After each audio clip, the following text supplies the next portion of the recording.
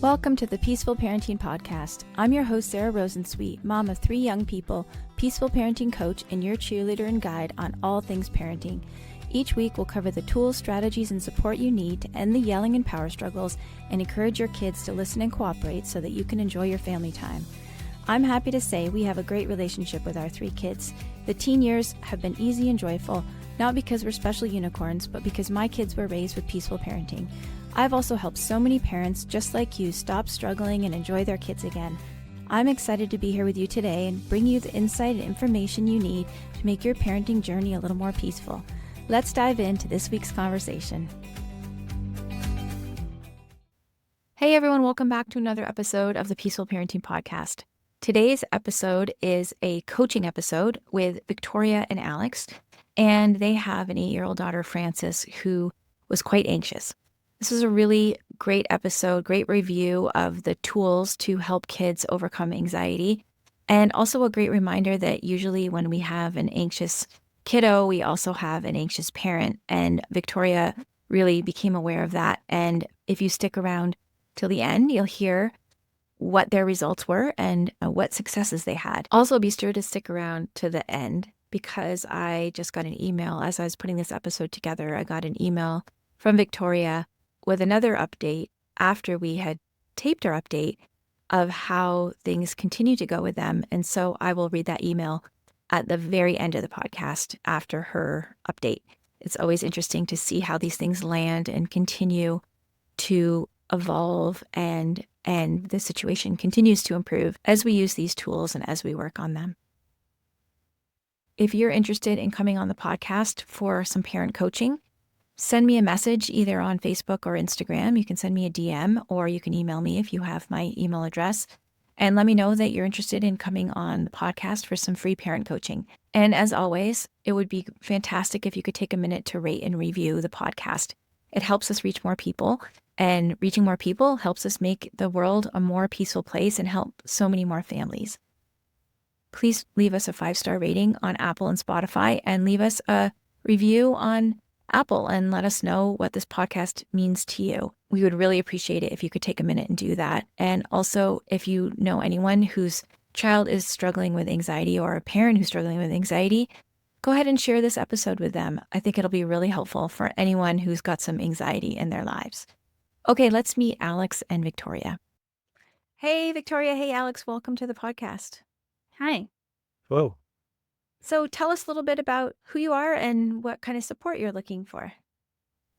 Well, we have an only child. She's 8 years old. Her name is Frances, and she has quite a bit of anxiety. And both of us are I'm just trying to figure out how to best support that. We're very honest people, and we try to be honest in an age-appropriate way. But I'm wondering, where it needs to dial it back. I don't know. Okay. You mean you feel like you might be telling her things that make her anxious, or Too what much is that? information. I Okay. think that's something. We had a death in the family recently. Okay, I'm sorry to hear. So my sister died. She had a really hard time with that. And she was, she had cancer, and we witnessed the decline. And so that was a bit shocking for her and difficult. And But it so, sounds like sounds like she was anxious before that, though. yes. She was. Yeah. One of the weird manifestations of it to me is she is scared to go to the bathroom in her house by herself. So she's 8, and you wouldn't think it would be an issue. She goes to the bathroom by herself at school.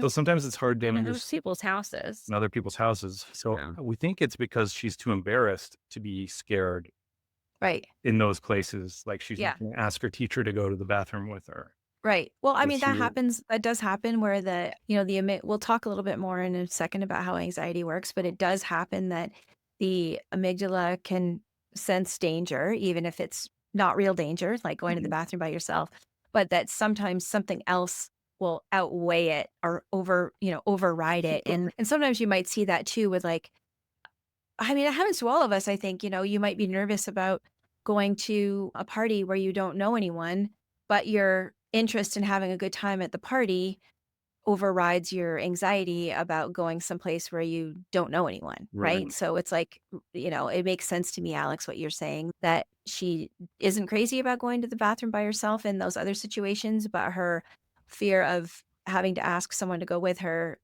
overrides the anxiety that she feels. And I think that's also something else, which is she's very comfortable coming to us with these kinds of fears and things like that. And so I'm not sure at what point I'm enabling the fear versus just being supportive of her. Yeah. Like we stopped, like if I'm sitting down, we're having a family dinner. She always has to use the restroom during dinner. And we won't get up and go because I'm like, told her why. I said, I'm concerned that going to the bathroom with you is telling you that there is something to be scared of. And it's a safe space and this is our house and nothing has happened in there. And we have dogs that would bark if any strangers came in, like there's nothing, we're safe. But I don't know if that's the right way. So what happens when you're eating dinner and you tell her, do you not go with her during dinner? And does she go on her own or what happens? Yeah, she does go on her own, the compromise, I guess, is that we just talk. Right. We talk to her from the Just to dinner hear table. us. Yeah, to be loud talking to her, and she talks to us. But she'll try to manipulate us like, come here a second. Like it's unrelated. I need, yeah. Like it's some unrelated thing. She Yeah. wants to, oh, you got to see this, stuff like that. So it's just a really strange dynamic, especially if we have like guests over, Yeah, because then she will not explicitly say what's going on, but it's this but she'll like, still be shouting from the bathroom. yeah, it's like a dance that we do during Yeah. dinner. It's really Does her anxiety show up anywhere else? Yeah, I find that before bed, it's a lot. She's feeling all the anxiety from the day. And we've implemented a lot of the things that you've suggested from the podcast. Like Alex does a lot of wrestling with her regularly to try to unpack her emotional backpack and, stuff like that. But it's like honestly, I have the same problem. When I'm laying in bed, my brain starts racing and thinking about anxious things. Mm-hmm. I have that problem. What worked for me was I would just kind of use my imagination as a little girl to think about fun places I wanted to explore. And so I try to talk to her about things like that. And oh, well, let's tell your worry brain, you're safe, we're safe. And let's try to think about something else. But it continues. She gets really anxious when it's time to go to sleep. And I do stay with her until she's asleep. And she is better about sleeping through the night now, but I wouldn't say we go a whole 7 days without her waking up in the middle of the night. And what happens when she wakes up in the middle of the night? She usually just calls for me and I get up and go get in her bed. Okay. Yeah, this is all bringing back familiar memories from when my daughter was younger and struggled with this. Okay, so let's just back up a little bit. Okay, well, before we back up, so it's falling asleep and staying in her own bed by herself and going to the bathroom by herself. Are there any other areas where you see it? I mean, it's like little tiny things. Those are examples. Those are examples that are consistent, but it's like, okay, this happened yesterday where we're having a big work thing this weekend and I'm hosting a dinner tonight. I needed paper plates for the dinner. So I was going to go to the store near her school after I picked her up to get paper plates. She wanted to go to Party City, which, as you know, is going out of business. And they're supposed to stay open until the 28th. So I pick her up and I'm like, well, this is right next to school. So I just want to pop in. I don't trust that Party City is going to have any paper plates and I really need them and I'm on a limited time. She's like, no, Party City is going to be closed. Party City is going to be closed. I'm like, well, if they're closed, it's because they sold all their stuff. It's not because we're going there 30 minutes later. And because you said you would go there after? Yeah. Is that okay? I told her we would go there after. I said, okay, it's fine. Well, she asked and I said, yes, after this, but she wanted to go first. I like the flexibility that you're. Yeah. Okay. And so she asked to go there first. And it didn't make sense logistically. And so she was really anxious about it. And then, it was closed and she was devastated. And it was closed because it was just closed already, not because you didn't go there half an hour before. Yeah. Right. Yeah. And I tried to tell her that, but it was devastated. And then that's another, I do try to just respond with empathy because I'm like, "Yeah, I'm disappointed Party City's close too. I want, I genuinely, and I wanted to, but she, Those immutable things are really tough for her. And I have a different strategy because I find it doesn't help to talk about it. And I try to distract her because if her wheels get her spinning on something else and get some traction, she won't care about it anymore. Feels like if you can just get her past the bump, then it's fine after that. And I don't Right. know whether that's a legitimate strategy really or not. It's Yeah. just like what I found from trial and error. Right. Well, I mean, they're similar, even though I don't know if anyone listening or for you might think these are two totally different things, but they're related in that there's a easily hijacked amygdala. So the amygdala, you mentioned the worry brain, so I know you're already a little bit familiar with this concept. But the amygdala is charged with keeping us safe, right? It's always looking for signs of safety or danger as part of our nervous system. And sometimes the overwhelm of our own feelings registers as a threat to the nervous system and the amygdala, right? So our own feelings of, no, we have to do it this way. We have to go to Party City first, or we're disappointed because Party City is closed, sets off that same emergency reaction in the brain, as does I want somebody to go to the bathroom with me, right? It's Yeah. the same, like that very sensitive amygdala that gets set off with the threat of danger. And the danger in these cases are I won't get to go to Party City, or the danger is I don't really like going to the bathroom by myself. And I say danger because the amygdala can't tell the difference between real danger or perceived danger or threat, as sometimes it's called, right? So real threat or perceived threat. So both of these things are symptoms of a very sensitive amygdala, right? And so both will require helping her to tolerate uncomfortable feelings. And that's what, anxiety comes up to help protect us from uncomfortable feelings, right? That's like the amygdala is like, whoa, wait a minute. I don't like this. I don't want to go to the bathroom by myself, or I don't want to go to this other party store first because I want to feel comfortable. I want to feel in my zone of, of nothing's hard and everything's predictable.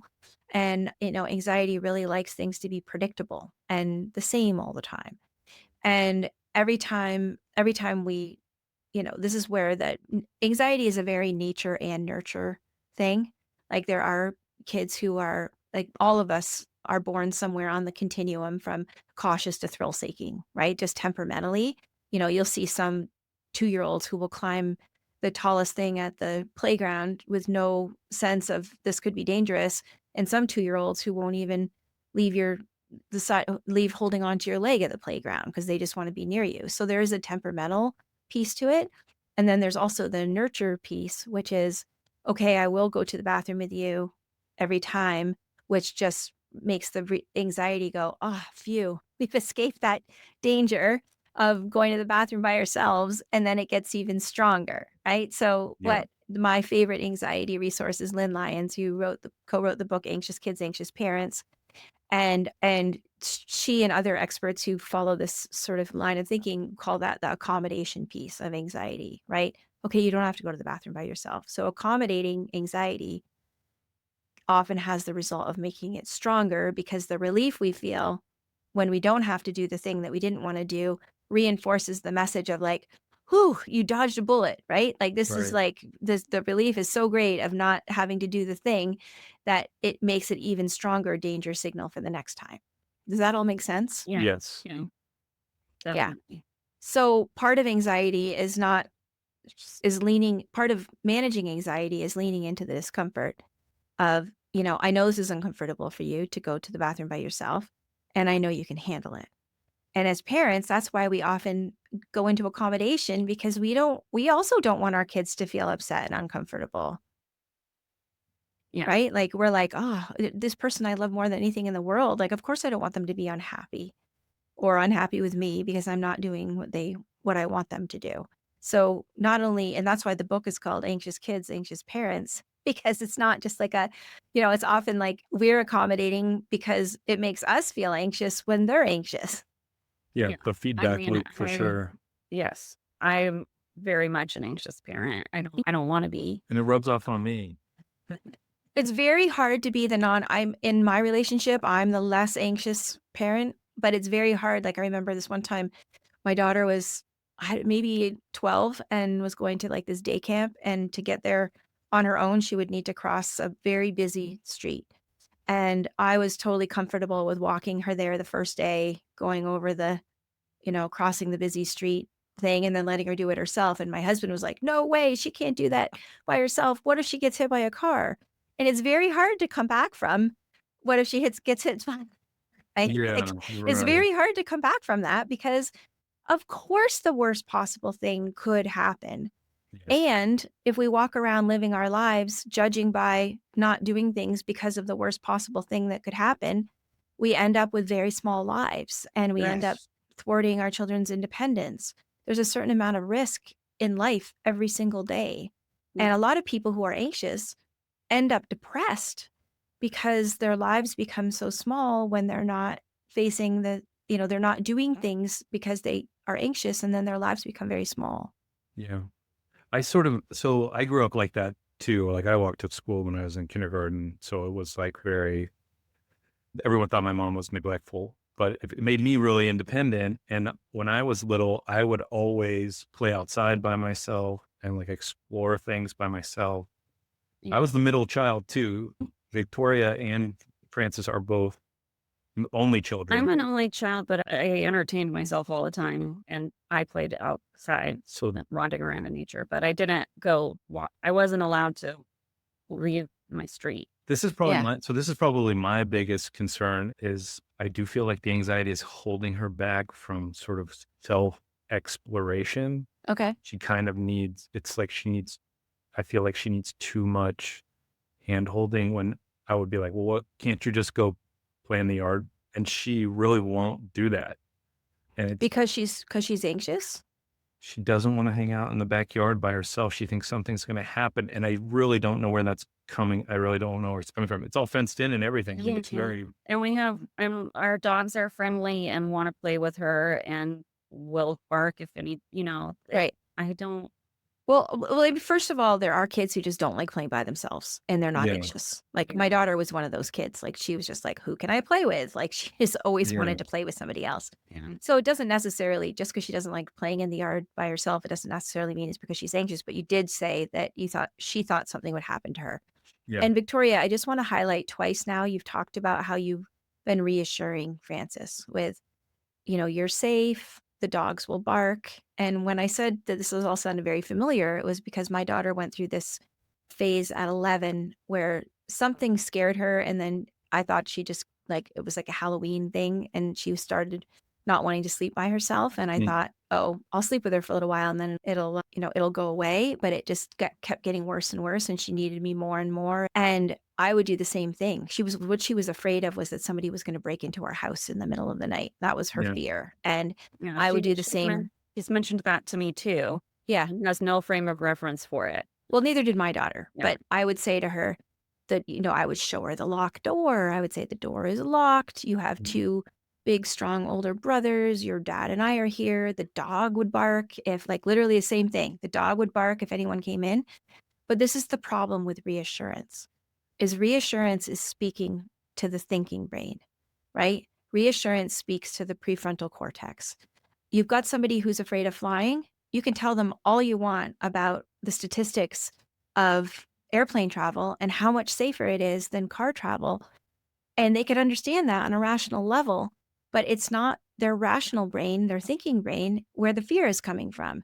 So it doesn't matter how many times you tell somebody flying is safer than driving, they still would much rather drive than fly, right? Because that reassurance is speaking to the logical, sensible part of the brain. Yeah. That part of the brain is not what's active when someone is anxious. The brain activity. So as I said before, the brain, the nervous system and amygdala are always searching for, am I safe or am I in danger?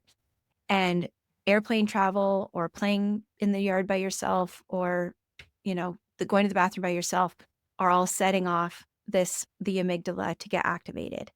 And that amygdala is just like, you've probably heard me say this before, just like the smoke alarm in the kitchen that goes off, whether it's a toast burning or a raging fire in your kitchen, right? Right. The smoke alarm still goes off. It's our job as parents to help kids understand that process. So I'm not sure if you've gone, I know you mentioned you've talked to her about the worry brain, but I'm not sure if you've done like a brain project where she really understands. Like, you can look online, you can find some YouTube videos maybe that explain that part of our nervous system, like the alarm system. I don't have anything specific to tell you, but I'm 100% sure there must be something out there that's kid friendly where you can talk about how the brain works. And you can tell her that part of your brain sometimes makes mistakes, right? We're a human species alive today because that part of the brain is overly sensitive, Right. and it would rather call a mistake than to miss danger. So it's our job, just like we walk in the kitchen when the smoke alarm goes off. Oh, is that toast burning or is that a fire? It's our job to use our thinking brain to call off the alarm. So just like, if you're really anxious about being in the bathroom by yourself, if you try to talk to her thinking brain right then, there's gonna be a disconnect. Larry Cohen, who wrote Playful Parenting, he has a really good rule of thumb about anxiety and reassurance. He said, if reassurance doesn't work in 15 seconds, it's not gonna work, because it's just that if it doesn't work right away, like, oh, okay, the door's locked and the dog would bark. Oh, I get it. Now I can go to sleep. It's just not gonna work because that's not the part of the brain that's activated. So first step is, even if I would say kind of start over, even if you've done this already with Francis. But first step, go back and make sure you have some real good conversations about how the brain works, what the amygdala's purpose is to, keep us safe by calling out anything that could possibly be a threat, and that we have to enlist our thinking brain. So Lynn Lyons talks about externalizing the worry brain, which I know you've mentioned, so you've got some awareness of that. Externalizing the worry brain, and that Francis, has to talk to her worry brain and tell her, worry brain, here you are again. And I love how Lynn talks about this. If you don't know her podcast, Flusterclux, it's a really fantastic podcast, and she's so funny and entertaining to listen to as well. But she has this way where she says, worry brain, here you are again. You've shown up just like you do every time it's time for me to go to the bathroom. Well, I'm getting tired of you bossing me around. I don't know if Francis is particularly strong-willed, but I always like to enlist that with kids who are strong-willed. Like, are you really going to let your worry brain be the boss of you and Yeah. tell you that That whether or works. not? Okay. Yeah. Yeah.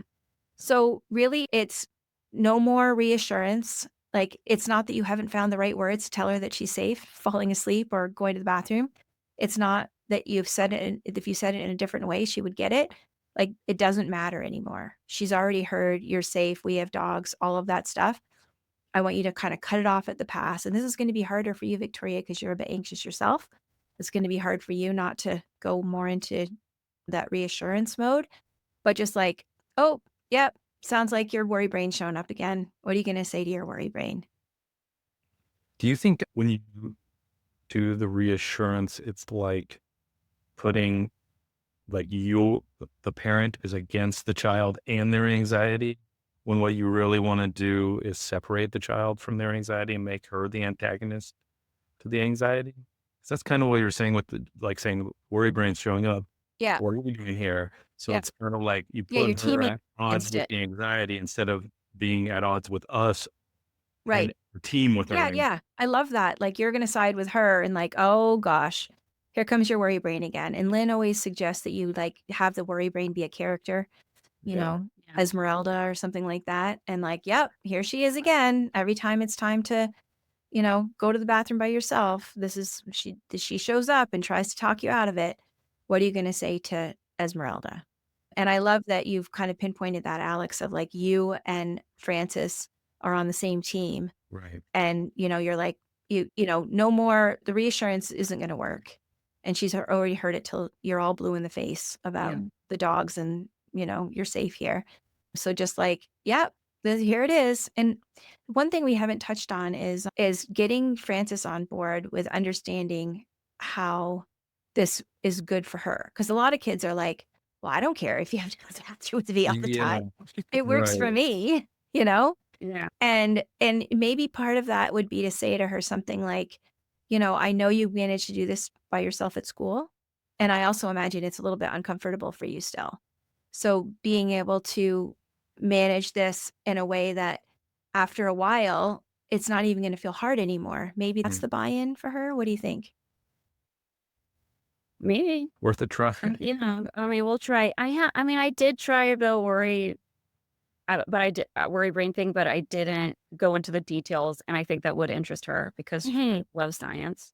She loves compartmentalization and Yeah. classification. Yes. So Cool. I think that. drawing the different parts of the brain would probably help her. Yeah. Like there's printouts. I know I've had clients before who've done like a whole project where they've gotten different things in their house that represent the size. Here's an almond. This is like the size of your amygdala, and like putting it on the floor and drawing diagrams. And so you can have fun with it. And also I want to remind you that this can take a long time because a lot of parents are like, well, I tried it and it didn't work. And I'm like, well, how many conversations did you have? How long? Like it took months for my daughter to be able to sleep by herself. And the beautiful thing about that is now she's a senior in high school. And whenever she's anxious about anything now, we have this toolkit, Yeah, right. and she tells me that she talks to her friends about like if her friends are anxious, she coaches them with the skills that she learned when she was 11, right? So Yeah. it really is like a life skill. And Victoria, you mentioned that you tend to be a little anxious. You can have a project, like maybe share with Frances some child friendly, you've mentioned before about being wary of giving her too much information, but maybe some child friendly things that you're anxious about and say, like, I'm going to work on this too, because my worry brain is also quite strong. And the Yeah. beautiful thing about anxiety, it always breaks my heart when I hear of people getting like an anxiety diagnosis, because it always seems to me that they have been told that this is just something you'll have to live with for the rest of your life. But the Right. thing with anxiety is because our brains are plastic, you can make huge strides in becoming less anxious over time by using the tools. I love hearing that. Because that's like my worry brain's like, oh my God, she's going to be anxious her whole life. No, I mean, No. and as I said, because there's partly a temperament thing, yeah, she might be, she might have to use the tools a lot in her life, but you definitely, using the tools over time makes the brain less alarmed. Yeah. Yeah. I wanted to be a mom for a really long time, and I taught preschool and kindergarten and thought that I was really well prepared to be a parent. And then I was like, oh, this is different. So But even then, I still tried to do like, I didn't react when she fell down because I thought I was going to be building up her resilience and doing these little tricks, or not tricks, but these lessons that I had learned and preached. And then I still feel discouraged by my parenting because she is so anxious. I do think that a big part of it also is that like we were living in California, and California thankfully took COVID very seriously, but we were living in California when COVID took hold. And so our lives went immediately to a grinding halt. We Mhm. were staying inside 100% of the time. And I think that was when she was awakened to the yeah, it happened when she was to 4. to So it was like she was coming it's into a formative experience for her at this point. And I do Yeah. wonder, she was a different person then. She was more adventuresome. yeah, And I think that I'm sure it had a large impact. yeah, because she, like you were talking about 2-year-olds on the playground, she was climbing up really high. She was doing Mhm. the She's extra jumping stuff. into the pool and stuff, even when she was very young. And so she does have that bravery. She does have a bravery part to her. And so I guess we just want to foster that and bring it back. Yeah. And I'm so relieved that you're saying that there are tools that can help with that and it's not just a set in stone kind of thing. Because I want her to be resilient and to take those risks and things like that. And as I can talk about a worry brain for months if that's what I have. Yeah. And I don't really think that she's not going to go to the bathroom by herself when she's 20 years old. But I No, do worry that but that relationship with anxiety will continue. And you're right to be thinking that way because there are a lot of like symptoms of anxiety that kids outgrow. But without tools, it can be something that they struggle with, right? Yeah. And Lynn calls anxiety like whack-a-mole. right? Like you might have one thing that goes away, the symptom goes away, but something else pops up if you don't have the tools to deal with it. And she also talks about how you in some ways you have to ignore the content. Like she says, don't get caught up in the content Oh, because the anxiety will show up in different ways in different areas, but it's always the same thing. It's always like an unnecessarily, like a false alarm from the amygdala, right? So you can't get tripped up by like, oh, well, we solved this one problem, but then, the anxiety pops up somewhere else because Yeah, it's not about the she'll bring a problem. ghost. Yeah. Like there's ghosts in the bathroom, and it's like, not really, but Yeah. but it doesn't really matter if she believes in ghosts or not Well, because she'll have exactly. those And then relationships she with says, pets. whether she says there's ghosts in the bathroom or whatever the reason is, you say, oh, sounds like your worry brain showed up again. What are you going to tell your worry brain? Like ad nauseum, yeah. that's your line, right? Engage with the symptom. Yeah, yeah, Yeah, it's good advice. because you've probably already told her there aren't any ghosts. And, the COVID is tricky too, because it's always hard when there's something that actually is dangerous Yeah. that is out there. It's not like you can be like, I'm going to throw caution to the wind. I'm not going to wear a mask and I'm going to go to crowded, gatherings when there's a peak in COVID.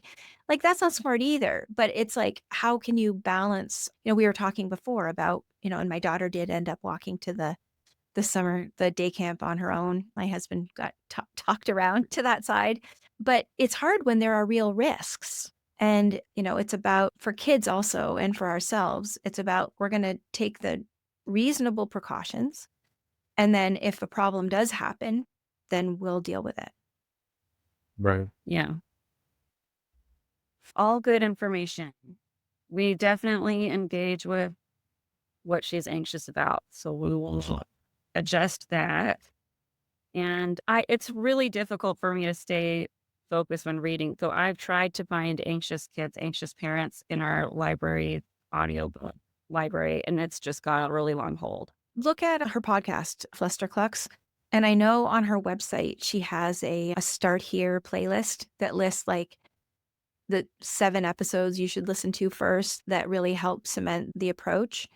Because I have the utmost respect for Lynn and the work that she does, and her tools are rock solid. And I basically teach her tools because I believe so much in the way that she approaches anxiety. You've mentioned the book so many times. I didn't register that there was a podcast, but Yeah. I'll seek it out. Yeah. So, and it really is, it's hard because as parents, we're dealing with these contrasting desires to like make our kid comfortable and, reassure them. And that's really the opposite of what you want to do with anxiety. So in Yeah. some ways, we're going against our own caretaking instincts. Yes. Okay, I'll sleep with you forever until you, go off to university or whatever it Yeah. is. But that, a lot of people who are anxious and never use the tools just spend their whole lives anxious. Do you have any other advice for a child's independence, like how to nurture them to do things on their own? Because sometimes even just she needs our presence to do something. Like, give me an example. Oh, if you say you need to clean up this area, she's like, I'll do that, but you have to be in the room with me. So do you think that's anxiety? I honestly couldn't tell you.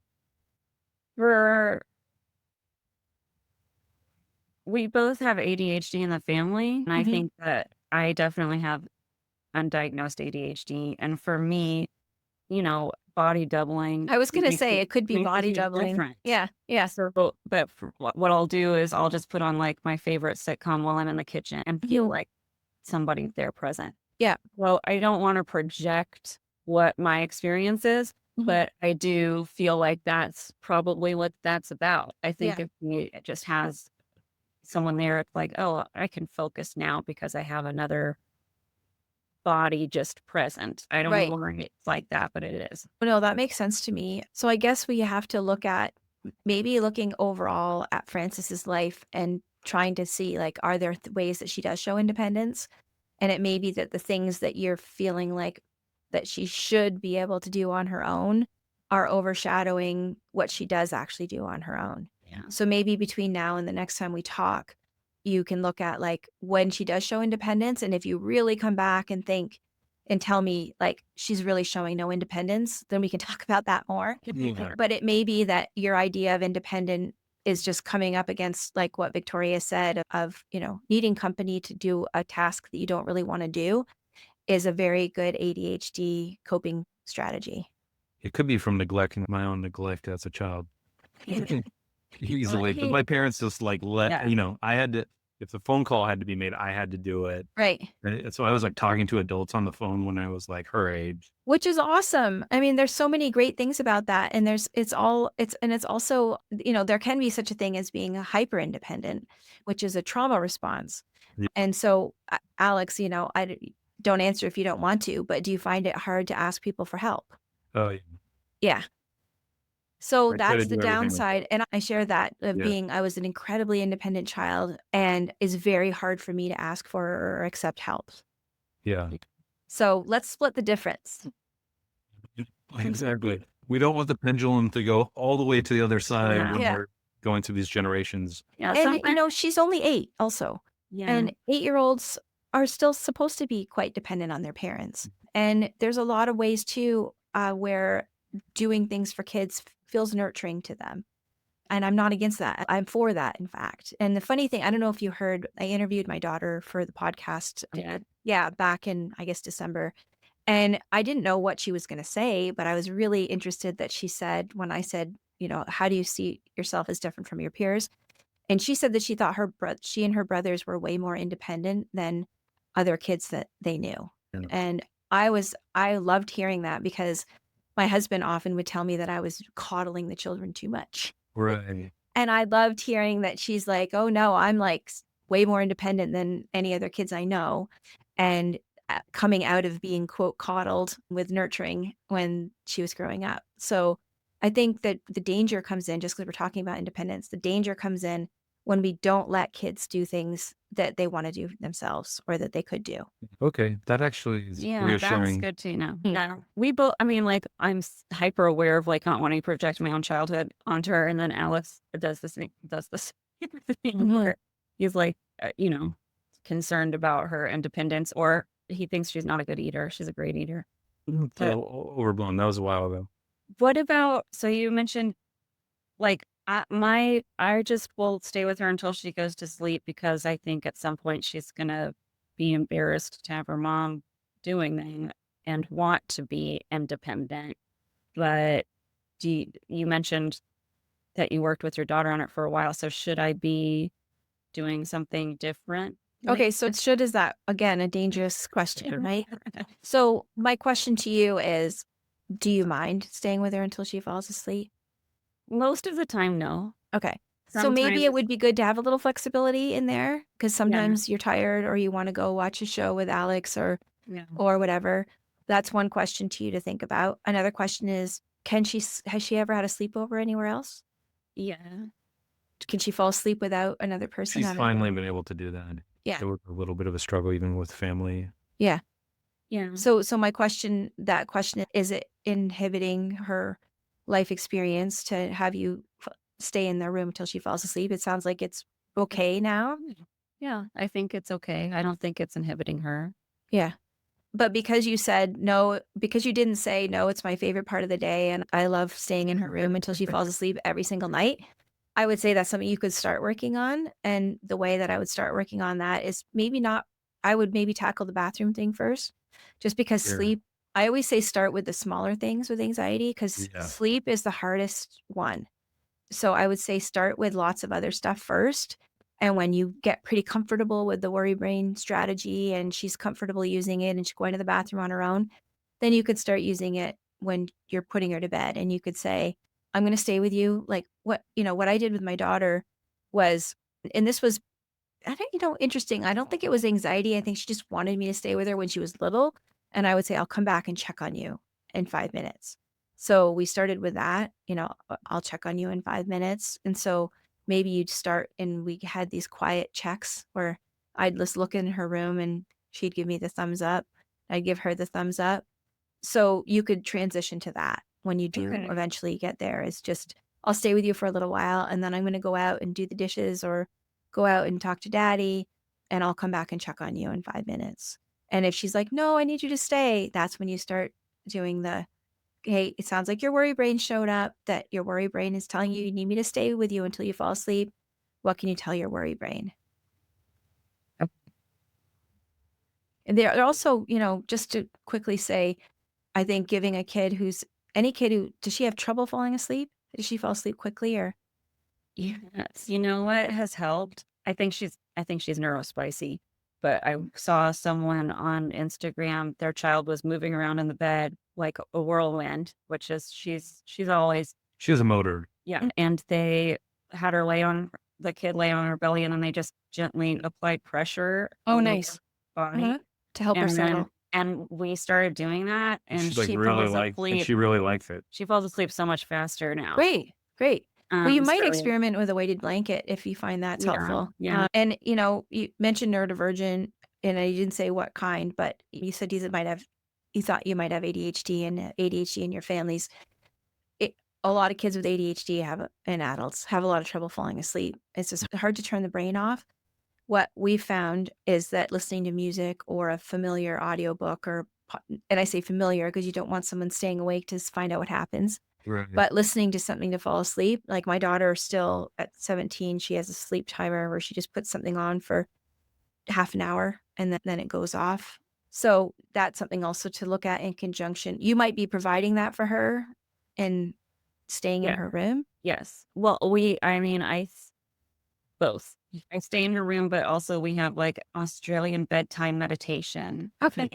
And so there's just this woman that will talk about the happiest mermaid and will solve her not to sleep.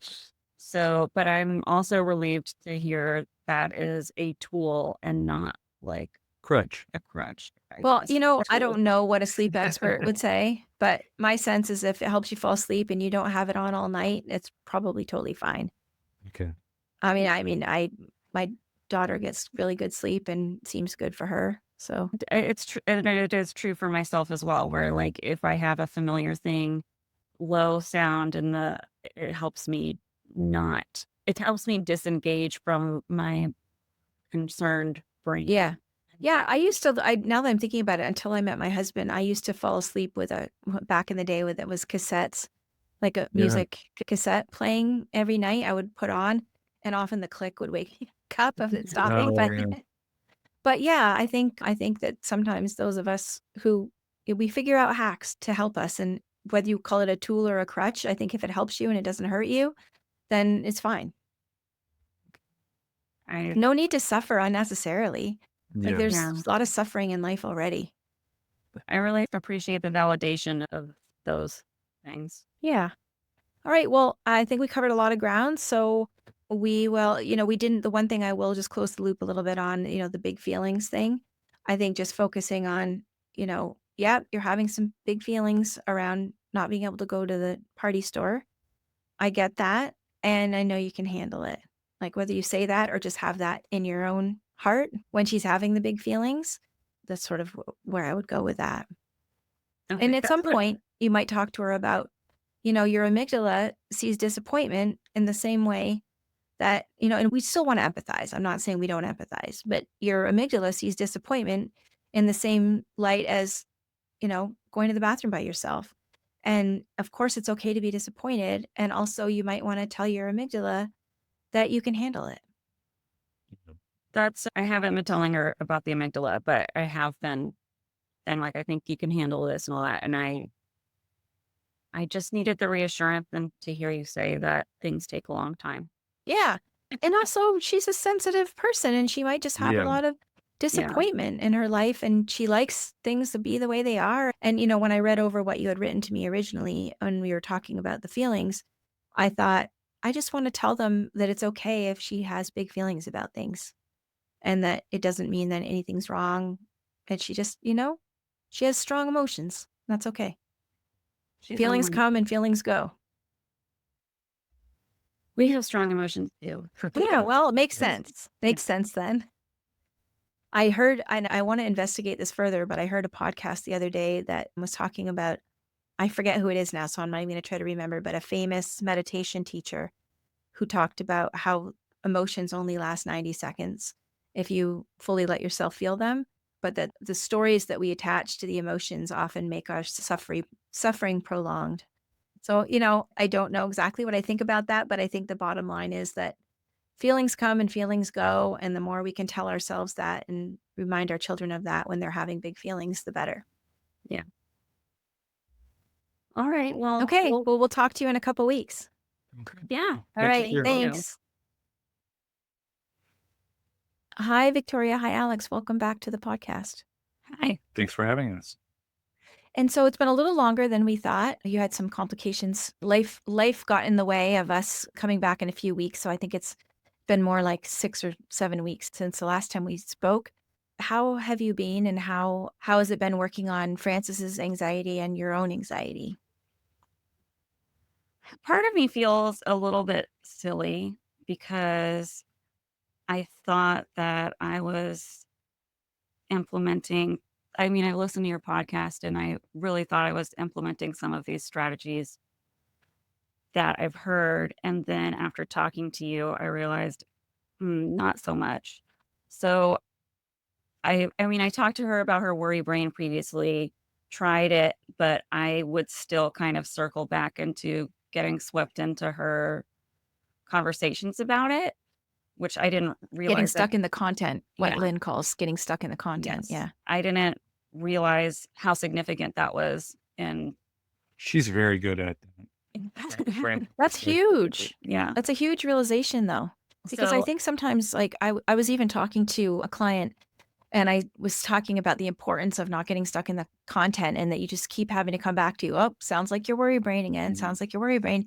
And he said, but that feels so unempathetic to not, like, if I were really upset about something and someone just kept saying to me, sounds like your worry brain, that would be really hard. So it's hard as a parent when you want to be empathetic to whatever the child is upset about. And also that is not that's not effect. I mean, if it was effective, you probably wouldn't be talking to me. yeah, right. Yes, that's exactly what it was. Is I was just trying to, you know, be empathetic and listen and support, but it was not helpful. We thought that having the like scientific approach and like studying the brain with her would be something she would respond to, but she shut it down. She does not want to talk directly about those kind of challenges that she has. Mhm. So we didn't really go back to even addressing those issues. We would just say like, "Oh, it sounds like your worry brain's talking pretty loud." Yeah. And it has made a difference. It really has. We were upstairs and we have a guinea pig, and she's got a cage in Frances's bedroom and a cage in the living room. And she was like, Okay. "Oh, I forgot the guinea pig. Will you please go get her while I brush my teeth?" And so she asked me to leave the second floor, not only the bathroom, but to leave the second floor and go get her guinea pig and put it up in the cage. And while I was doing that, I could like hear her singing to herself and stuff. I was like, that's tremendous progress. Like she would not have done that That's several weeks great. ago. So She has been using the bathroom by herself yeah, and not complaining about Fantastic. it, which is really good. yeah. So Fantastic. And even we talked about playing in the yard by herself. I wonder if the singing is to make it feel like there's company, because she really does that when she's by herself. She is often singing to herself too. And That's a I, great strategy for her. yeah, yeah, and I think since we talked, I've been noticing, like she's on spring break right now. So one of her that's why friends, we're in the garage. yes, one of her friends came over, and it was really different than, because I work from home. So having her home during the day, during the week is way different when she has someone there. And I guess I'm sort of really recognizing, she almost became self-aware during COVID. She was 4, and she's an only child. And, she really started becoming self-aware while we were isolated. And I'm just wondering how much this is. I'm starting to think it might have a lot more to do with feels socially isolated or something. Oh, when she is working independently, you mean? Yeah, because it She seems could like, just also be social. but it also seems like if she gets more of that interaction, she has more confidence in herself. Yeah. Yeah, maybe. So Well, so like, I guess not necessarily that's the topic, but so we had her friends come over 2 days in a row. And then after they left, she continued to play independently. So it's just like getting her Mhm. started, which is also, I think Mhm. we knew that before too, Yeah, where that's we true. get her started on something. And then if we fade out, she keeps on doing it. It's just getting started is hard, which she's 8, Yeah. you know. But I do feel better about how we're using that worry brain approach. I have been listening also to the Fluster Clucks. Flusterclux. Yeah. It makes me laugh every time I say the name of her podcast.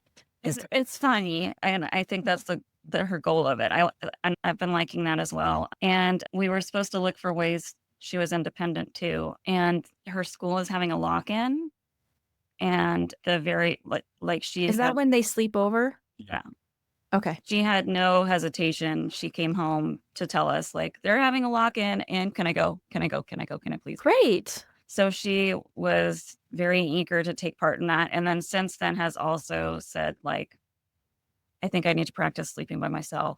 I'm going to put my sleeping bag on the floor and Yeah. I'm going to try to. Nice. So she's So really, There's maybe an element of just maturation here. I mean, I think it's, I mean, it could be, or it could be, I mean, maturation in 6 or 7 weeks would be a big, yeah, like, that's a lot. But it could be that you've stopped a cycle by not indulging in the right. worries and just saying, like, instead of empathizing and reassuring, you've just said, oh, sounds like that it's your worry brain.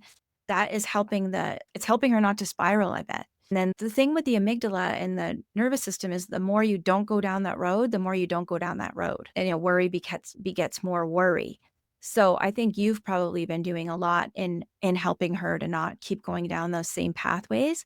And also I think you learning more about the worry has probably made you more confident that she can handle it, understanding more what's going on, even if she wasn't interested in the brain and how it works. Like your co-regulation is your nervous system and her nervous system talking to each other. And if you're not as worried about her being worried, she's not going to be as worried about it. I also, I think that's true. it is. Yeah.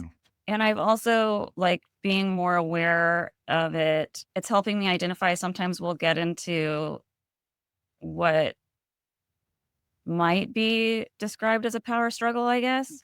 And so there was a permission slip that came home. No, the permission slip did not come home. And she said, it was due. And I said, okay. So I called the school while I was at work. When I picked her up, I went inside, I signed it at the front desk. She was there with me. And then we came home, and the teacher had also sent her a permission slip home because she knew that she hadn't brought hers home. And so she was determined for me to sign it. And I was like, we signed it. I signed it at the school. You're good. You're going to be late to school. Let's walk out the door. And she would not, she was really starting to get frantic about it. And I was, and it felt like, I mean, it was difficult for me to not feel like bullied into signing a piece of paper when the goal was to get to the car and to get to school. And normally you'd be like, who cares? I can sign the piece of paper. She can have two. But then I was like, oh, this is again, her anxiety is telling her that if she doesn't have the permission slip the teacher sent home, then it's going to be an issue, even though she Uh-huh. saw me sign one. She saw me Right. sign one at the desk, not give it to to her teacher specifically. So Right. it was kind of eye opening to connect that piece because I'm like, oh, but a bunch of our issues are all wrapped up in the Right. same So thing. so you're saying you thought that you previously would have thought this is just a power struggle and what's the big deal? I don't want to engage in a power struggle, but you instead were viewing it through the lens of worry and not indulging in what the worry brain is wanting. Yes. Yeah. I love that. That's great. And that can also be hard too, because like I know that happens with another client of mine who just thinks, well, my child just wants me to do this one little thing. What's the big deal if I do Right. this one little thing? Well, the problem is the one little thing leads to another little thing, leads to another little thing. And every time the worry gets indulged, it gets stronger. Like, oh, phew, she signed the permission slip. I don't Right. have to feel that uncomfortable feeling. But instead, being uncomfortable with like, there's a part of me that thinks that I should also have this signed. but now I have to sit with that part of me. And then, okay, wow, it was okay. Even though I didn't get the thing signed, then that's like fighting back against the power of that worry brain. Right. We also have had 2 tornado warnings in the past week where we've had to go to our cellar with all the animals, all our pets and stuff. Mhm. And initially, the first time she was really freaked out. And then last night, she was, it was kind of like a fun adventure. So, but the first time, I think having that discomfort of the experience and then realizing, oh, we came back up from the basement and It wasn't that everything's fine long. and it's not Mhm. that big of a deal helped her. So it's kind of like I had no control over that situation and guiding her really, but the experience helped her. And I think that's the same thing that you're saying is you sit with your uncomfortable experience and then you realize it's not a big deal. And Yeah. so she had to Yes. sit with that large uncomfortable Yeah. experience. Leaning into the, if like, you can't think, I'm going to take away the discomfort of feeling worried. You have to think, I'm going to feel worried and still do it anyways, or still sit with that feeling. And that's what ends up helping that not feel so worried the next time. And it's the trying to get out of feeling worried that leads worry to get stronger. And another thing that Lynn talks about, maybe you've heard her talk about this on the podcast, but she talks about always having things where you don't know exactly what's going to happen with kids. Like, Hmm. sometimes we think we're going to say, okay, this is going to happen and this is going to happen, this is going to happen, so that they won't feel worried. But actually having things like a tornado warning goes off and it's the unexpected, and having the unexpected as part of our lives, not that you could control that, but that is a really helpful thing too. Oh, yeah. I think that you're also hitting on something that maybe fed the worry. Because as a Montessorian, we're supposed to like prepare the environment for the child. So that's like ingrained in me is to prepare her for experiences and situations and set her up for success. But, my education was as a teacher in a classroom for 3 to 6. That philosophy doesn't necessarily apply to parenting a child or parenting a child beyond that. So Yeah. I have a lot of her life I have spent saying like we're going to do this and then we're going to do this and then we're going to, and she is quite inflexible when it strays. Yeah. And I think that it's probably because I've set that pattern up of this is what's going to happen and then we're going to do this. Mhm. And so, yeah, I'll stop doing that. Or you can do that, but always have like some level of uncertainty built in. We're going to do this and then we're going to do this. And then I'm not sure what's going to happen after that. We Yeah. might do this or we might do that, but always talking out loud about well, I'm not sure. What do you, or even having it be fun. Like, what do you think is going to happen after that? Or what do you think we should do after that? But just, building in that a little bit of mystery. Yeah. We've done that a few times. We took her to the movies without telling her where we were going or something like that. But We got her a puppy that way. oh, yeah, we got her a puppy. But so she has some positive surprises, but not in like a day to day boring way. And I'll concentrate on working that in because I didn't really connect those dots either. It's interesting because, we had talked, it's not exactly related, but we were talking about when people don't talk to their kids or like explain why they're doing things. Like, we do it because we do it. I'm the dad or I'm the mom and this is how we do it. Yeah. We like have never done that. And Yeah. like I've said, we probably over explain stuff Yeah. sometimes. We talked about that last time where it's like, well, we had a death in the family. My sister died and we, laid it out to her frankly. And maybe all the information isn't always necessary.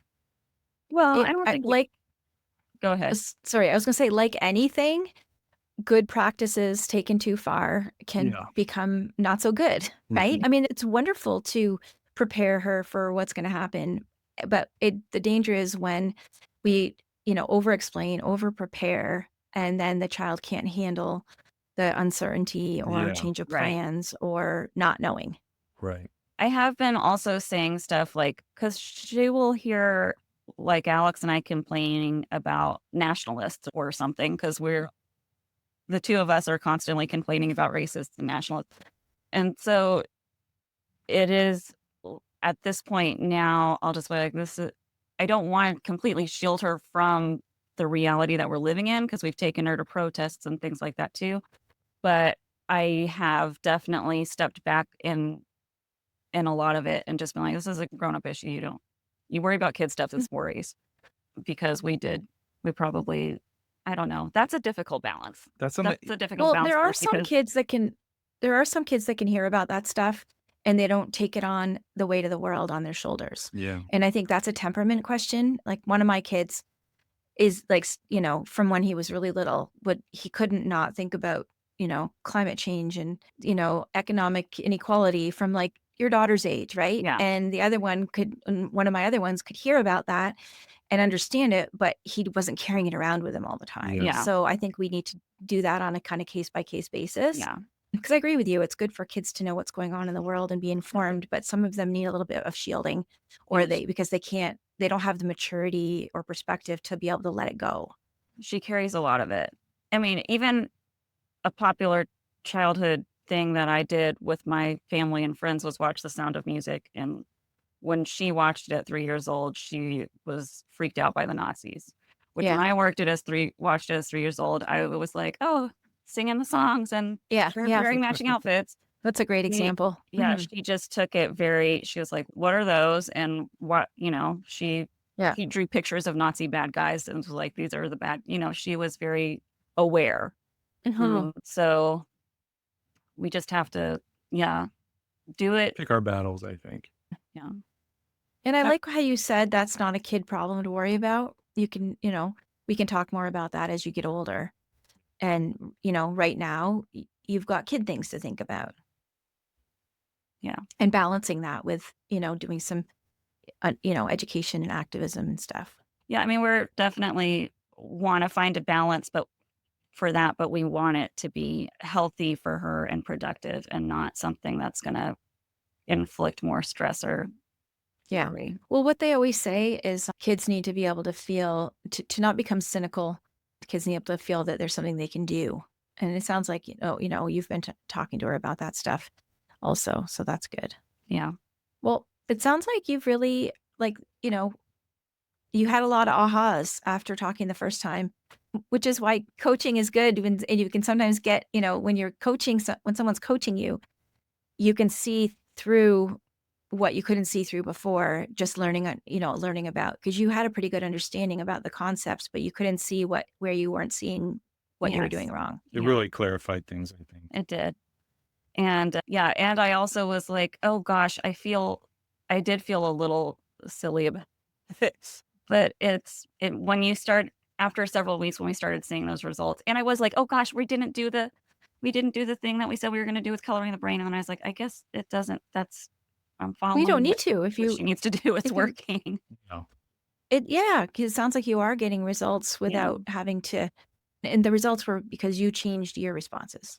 Right. Not because she didn't understand the concept before. Right.